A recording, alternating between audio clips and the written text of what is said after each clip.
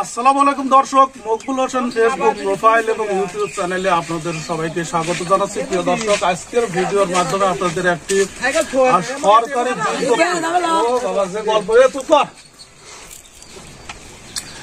আসসালামু আলাইকুম দর্শক, মকবুল হোসেন ফেসবুক প্রোফাইল এবং ইউটিউব চ্যানেলে আপনাদের সবাইকে স্বাগত জানাচ্ছি। প্রিয় দর্শক, আজকে একটি সরকারি বিজ্ঞপ্তি আপনাদের জানাচ্ছি। প্রিয় দর্শক, বিগত সরকারের আমলে বা এর আগে অর্থাৎ নির্বাচন কমিশনের একটি বিজ্ঞপ্তি, যেটি ভোটার তালিকা হালনাগাদ প্রসঙ্গে, অর্থাৎ বিগত সরকারের আমলে হয়তো বিভিন্ন কারণে ভোটার তালিকা হালনাগাদ করা হয়েছে, কিন্তু সেখানে দূরে থাকার কারণে বা যে কোনো কারণে আপনারা হালনাগাদে নিজেদের নাম অন্তর্ভুক্ত করতে পারেন নাই, অথবা যারা নতুন ভোটার অর্থাৎ যাদের বয়স 18 বছর পূর্ণ হয়েছে, যারা ভোটার তালিকায় নাম উঠাতে চাচ্ছেন অর্থাৎ ভোটার হতে চাচ্ছেন, তাদের জন্য কিন্তু বাংলাদেশ নির্বাচন কমিশন একটি বিজ্ঞপ্তি প্রকাশ করেছে। সেটি হলো যে এই যে সামনে 20 জানুয়ারি থেকে সারা বাংলাদেশে ভোটার তালিকা হালনাগাদ শুরু হচ্ছে। এখন আপনার বয়স যদি 1 জানুয়ারি অর্থাৎ আপনার জন্ম তারিখ যদি 1 জানুয়ারি 2008 সাল বা তার আগে হয়ে থাকে, তাহলে আপনিও কিন্তু হতে পারেন বাংলাদেশের একজন ভোটার, অর্থাৎ আপনি আপনার নামটা ভোটার তালিকায় অন্তর্ভুক্ত করতে পারবেন।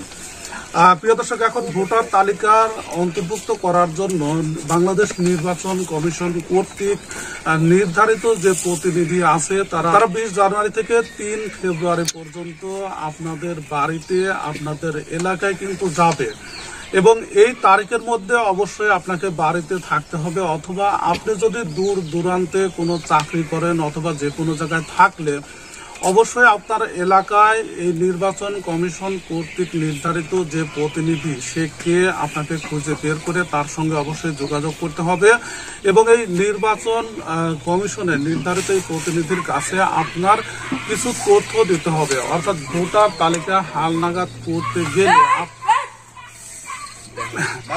আপনি যদি ভোটার হতে চান, তাহলে আপনার কি কি কাগজপত্র লাগবে সেটি কিন্তু আপনাদের জানিয়ে দিচ্ছি।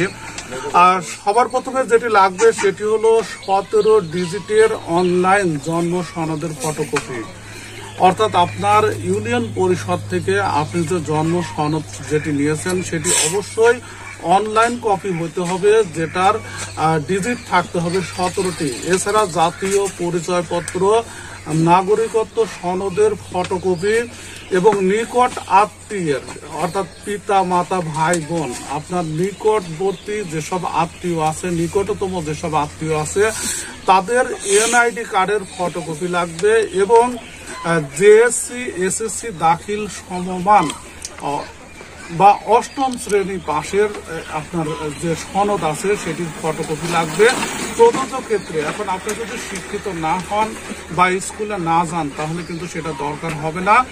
এছাড়া ইউটিলিটি বিল, অর্থাৎ এই যে বিদ্যুৎ বিল, গ্যাস বিল, পানির বিল, এগুলোর একটা ফটোকপি আপনার থাকতে হবে, এবং চৌকিদারি ট্যাক্স রসিদ আপনার থাকতে হবে, এবং বাড়ির হোল্ডিং নাম্বার, এই সকল কাগজপত্র অবশ্যই আপনাকে সংগ্রহ করে রাখতে হবে। এই সকল কাগজপত্র শো করানোর পরেই কিন্তু আপনার নামটা ভোটার তালিকায় অন্তর্ভুক্ত করা হবে। প্রিয় দর্শক, এখন আপনার এলাকায় ভোটার তালিকা হালনাগাদের দায়িত্ব কার উপর আছে সেটি জানতে হলে আপনি ইউনিয়ন পরিষদ অথবা আপনার এলাকার যে সরকারি প্রতিষ্ঠান, বিশেষ করে সরকারি প্রাথমিক বিদ্যালয় আছে, সেখানে আপনি যোগাযোগ করতে পারেন। আবার এখানে যে তথ্যটি আমি যেখান থেকে সংগ্রহ করেছি সেটা নোয়ারজান মৌজা, নোয়ারজান একদন্ত দেবোত্তর। এখন নোয়ারজান এবং একদন্ত দেবোত্তর মৌজার যারা ভোটার আছেন, তারা কার সঙ্গে বা যারা ভোটার তালিকায় নাম উঠাতে চাচ্ছেন, তারা কার সঙ্গে যোগাযোগ করবেন সেটি আপনাদের জানিয়ে দিচ্ছি। যে সরকারি প্রাথমিক অর্থাৎ একদন্ত সরকারি প্রাথমিক বিদ্যালয়ের সহকারী শিক্ষক আব্দুল্লাহ খান, তার সাথে যোগাযোগ করলে আপনি এবং এই কাগজপত্র শো করালে ভোটার তালিকায় আপনার নামটা অন্তর্ভুক্ত করতে পারবেন। প্রিয় দর্শক, ভোটার হওয়া কিন্তু আপনার নাগরিক দায়িত্ব, অবশ্যই আপনি ভোটার হবেন।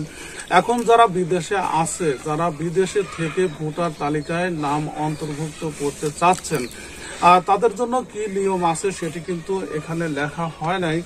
তাই আপনারা অবশ্যই প্রতিনিধির সঙ্গে যোগাযোগ করবেন এবং বিষয়টি বিস্তারিত জেনে নেবেন। প্রিয় দর্শক, এই সরকারি বিজ্ঞপ্তিটি অর্থাৎ বাংলাদেশ নির্বাচন কমিশনের বিজ্ঞপ্তিটি আপনাদের সামনে প্রকাশ করা হলো এবং আপনারা অবশ্যই ভিডিওটি শেয়ার করবেন যেন আপনার এলাকার বা আশেপাশের সবাই জানতে পারে। প্রিয় দর্শক, এখন আপনার বাড়িতে যদি নতুন ভোটার হওয়ার যোগ্য কেউ না থাকে, হয়তো আপনার পাশের বাড়িতে আছে অথবা আপনার আত্মীয়ের বাড়িতে আছে, সেটি অবশ্যই আপনি জানাবেন তাদেরকে যে 20 জানুয়ারি 2025 থেকে 3 ফেব্রুয়ারি এই তারিখের মধ্যে তারা যেন ভোটার তালিকায় নিজেদের নামটা অন্তর্ভুক্ত করে। প্রিয় দর্শক, এখন আবার আপনাদের বলছি, যাদের বয়স, যাদের জন্ম তারিখ 1 জানুয়ারি 2008 তারা এবং তাদের আগে যারা জন্মগ্রহণ করছে তারাই কিন্তু ভোটার তালিকায় তাদের নামগুলো অন্তর্ভুক্ত করতে পারবে। প্রিয় দর্শক, ভিডিওটি দেখার জন্য আপনাদের সবাইকে ধন্যবাদ জানাচ্ছি।